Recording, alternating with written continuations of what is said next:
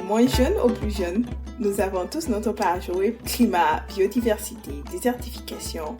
Je vous amène à Yamoussoukro, au bord des lacs aux crocodiles, pour rencontrer Kofi Evra, représentant des jeunes volontaires pour l'environnement Campus Côte d'Ivoire, pour nous parler d'une de leurs activités annuelles en prélude des conférences climat.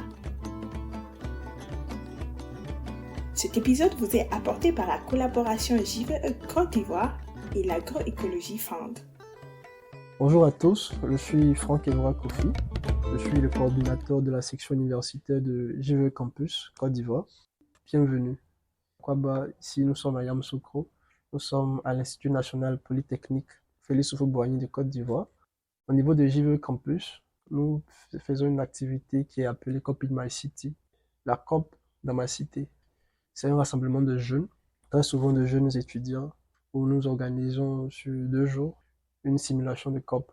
Et cette simulation de COP, là, on va dire qu'elle se fait sur plusieurs phases. Et la première phase, par exemple, c'est de parler un peu du thème central de la COP de l'année, mais aussi de voir un peu les aspects, les questions qui pourraient être abordées. Et ces questions-là sont propres à nos réalités ici. Et en termes de réalité, très souvent, c'est la question de l'eau, question de l'énergie, question de l'agriculture.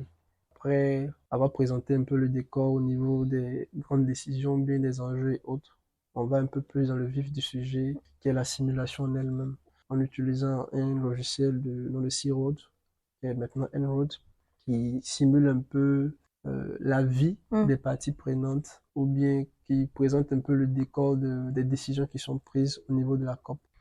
On forme des focus groups. On essaie d'avoir les pays qui sont représentés, les pays comme les États-Unis, la Chine, l'Union européenne. Ce sont des groupes qu'on retrouve aux conférences. Ok, oui. D'accord. Donc, les émergents, les riches. Les pays du Sud. C'est un peu cette catégorie-là. Bon, il faut dire que le modèle est déjà par défaut. Donc, c'est à nous de situer un peu. Et en fonction des groupes qui sont dans le modèle, on essaie de s'organiser en focus group.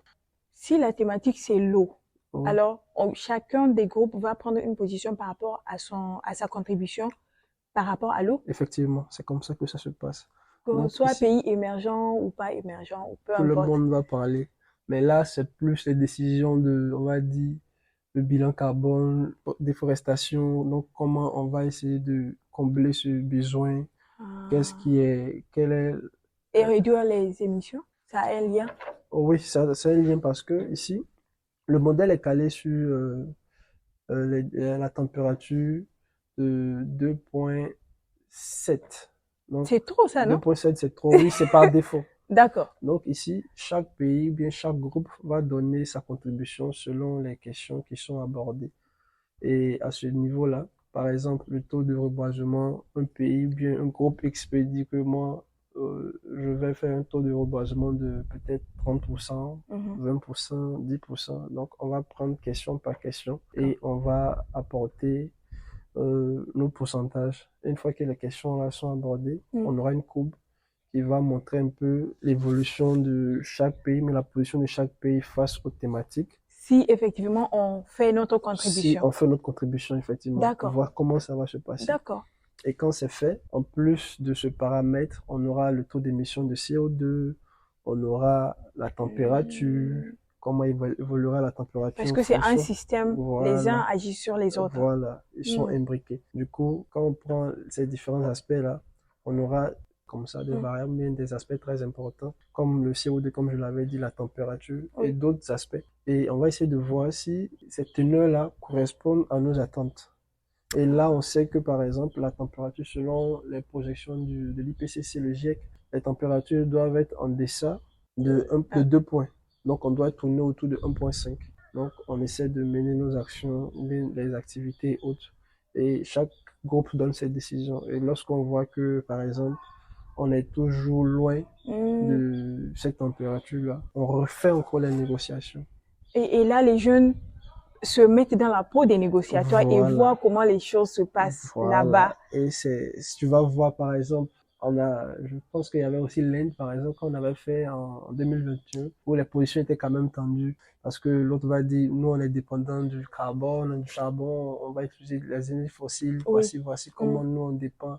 Et puisque si on devrait rabaisser, c'est toute notre économie qui va Ah devoir oui, s'effondrer parce que, et d'autres question de pays qui sont développement. aussi dépendants de ces énergies. C'est un peu géopolitique, on va dire stratégique et en même temps passionnant. Parce que tu vois qu'il y a quand même des difficultés que ces pays-là, on va dire, qui rencontrent. Donc, comment les négociations se passent pour avoir un accord favorable et c'est ce qui fait un peu la particularité de ce logiciel-là. Mm, Donc, tu vas avoir certains qui vont rester sur leur position, mm. d'autres non, et on discute, on discute, on discute. Et après, on reprend encore les négociations. Ah Donc, oui. c'est ce qui fait que c'est passionnant. Et cette année, ce sera la troisième COP in My City Oh oui, que vous allez ça abriter sera là, autour du thème transition énergétique. effectivement. Dans ce cas, est-ce que ça vient changer le programme ou en 2 jours, c'est encore tenable? Qu'est-ce que vous imaginez pour cette année? Le déroulé, par exemple. En termes de déroulé, c'est sur 2 jours et les activités sont pas toujours les mêmes. Avant de revenir à votre question, par exemple, au niveau de la première année, quand nous avons fini la simulation, la Oui, deuxième journée, c'était un peu la question de valorisation, d'innove my city, l'innovation dans ma cité. Et d'accord. cette innovation, c'était l'utilisation de déchets plastiques, de notre environnement, on va dire, pour produire des matériaux éco-responsables. Et je me rappelle que on avait appelé des innovateurs du niveau académique qui transformaient les déchets en biogaz pour montrer un peu ce qui est fait comme avancée. On avait des personnes qui utilisaient par exemple le sable ou bien les géomatériaux et autres D'accord. pour la transformation. Et une des choses qui m'avait passionné, c'était que il y avait un peintre qui sort de l'ordinaire parce Oui. que celui-ci, par exemple, il utilisait les anciens téléphones avec les touches. Il faisait des tableaux avec des créations. Waouh. C'était magnifique en tout cas. Ça devrait être beau, Ah ça. oui, très beau, très beau. Donc, beaucoup de personnes étaient surprises Oui, oui. par ses travaux. Mm. C'était sa contribution à lui pour essayer d'utiliser au maximum les déchets, leur donner une nouvelle vie, le recyclage et autres. J'espère que pour cette année, pour la transition énergétique, on aura beaucoup d'autres innovations aussi qui vont Voilà, donc égayer un peu nous sommes l'apprentissage. toujours en train de travailler dessus, comme je Oui. le dis, avec de nouvelles approches pour encore, on va dire, tirer en griffe la sonnette d'alarme pour Mm. montrer l'importance des actions, des activités qui sont menées contre, on va dire, l'utilisation des énergies fossiles. Comment utiliser nos moyens pour utiliser ou bien pour valoriser cette énergie-là. Mm. Parce que on a beaucoup de formes d'énergie. Et pourquoi toujours rester ou bien s'attarder sur ces énergies fossiles-là, C'est vrai. sachant que ces dernières-là ont des impacts Oui. négatifs, beaucoup plus négatifs même qu'on le penserait, pour la santé et aussi pour l'environnement. Tant que jeune, c'est vraiment noble d'organiser les négociations pour que les gens aient une idée de ce qui se passe.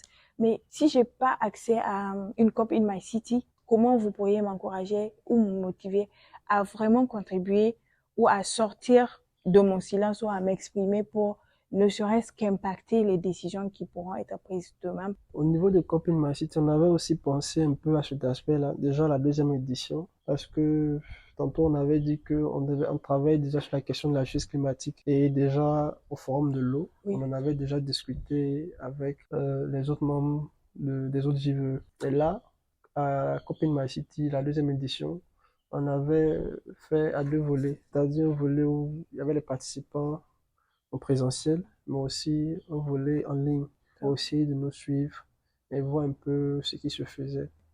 Les jeunes mènent des actions, mais très souvent ces actions-là sont isolées.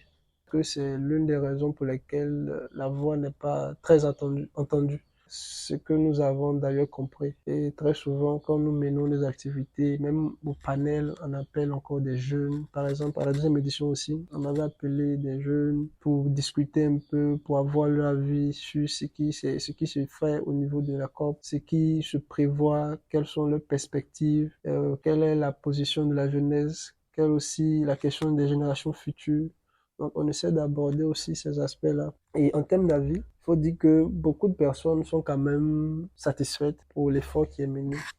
Parce que là, on sort un peu du système académique. C'est vrai, ça a plus l'air d'un jeu. Parce que aussi, il faut pas rester toujours dans focus. Donc, on essaie de sortir un peu de cet environnement-là. On discute, ils donnent leur avis, au sorti de toujours notre copine My City, une déclaration est faite. Et cette déclaration-là consiste à avoir la position de la jeunesse, thème central. Il y a des sous-thèmes, mais on essaie de discuter un peu. Et c'est toutes ces décisions-là, ou bien tous ces panels-là qui sont transcrits dans cette déclaration-là, qui est la position de la jeunesse francophone ou ivoirienne 2 semaines avant la principale, mais la réelle COP. Donc ici, on prévoit de travailler, produire une déclaration cette fois-ci pour l'amener même auprès même de la COI. Déjà, en tant que jeune... La COP des jeunes, La COP c'est for ça? Youth, oui. Oui, on l'espère bien. Bonne chance, monsieur Kofi. Merci beaucoup. On va passer à la deuxième partie du podcast où je vais vous lire des citations et vous allez me dire ce que ça vous inspire. La première citation. Un homme sans culture, c'est comme un zèbre sans rayures. Oh oui, la culture a un impact dans ce que nous faisons parce que l'approche en elle-même est quand même difficile dans le sens où quand tu veux faire passer un message, chez nous on dit quand tu viens dans un village que tu vois les gens marcher sur un pied, ne te demande pas pourquoi ils marchent sur un pied, marche d'abord sur un pied puis après tu vas comprendre.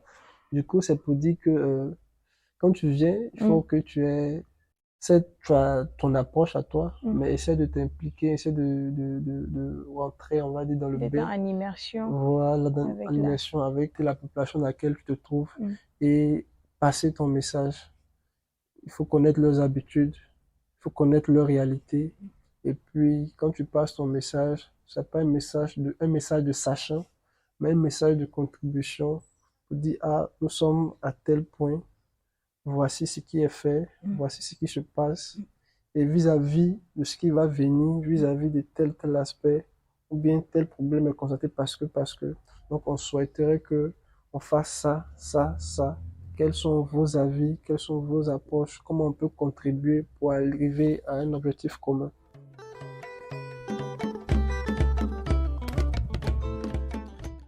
La deuxième citation, elle est de Cousteau. L'eau et l'air, les deux fluides essentiels dont dépend toute vie, sont devenus des poubelles mondiales. Je marque un peu de silence parce que c'est très vrai ce qui est dit. L'eau, l'air, le sol, sont ces trois compartiments qui sont intimement liés. Et l'impact que nous allons mener sur l'un aura des impacts sur l'autre. Et on constate que l'eau, qui est d'abord source de vie, se fait de plus en plus rare. Certes, il peut y avoir des phénomènes naturels, mais très souvent, c'est causé par l'homme, par l'ignorance, par la mauvaise volonté, on va dire, et ces actions que l'homme mène déjà en termes de pollution, les émissions de gaz à effet de serre et autres, à polluer notre environnement. Et en utilisant ces deux aspects-là, ça montre qu'il y a beaucoup d'efforts à mener. D'efforts en termes d'activité, d'efforts en termes de sensibilisation, d'efforts en termes de réalisation, parce qu'il faut peut-être dire, oui, ça c'est pas bon, ça c'est comme ça, mais qu'est-ce qui doit être fait? Comment on le fait et pourquoi on le fait? Donc la question d'enjeu, la question d'objectif, la question de but sont des éléments qui doivent être importants. Nous allons devenir des décideurs demain, mais derrière, on aura aussi des enfants, des petits-enfants qui n'auront rien fait, mais seront victimes de nos décisions, de nos actions.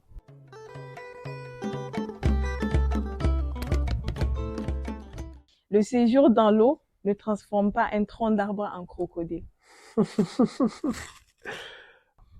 Quelle que soit la durée du bois, il ne viendra jamais un crocodile. Jamais. En tout cas, quelle que soit la durée du bois, effectivement, il ne viendra jamais un crocodile.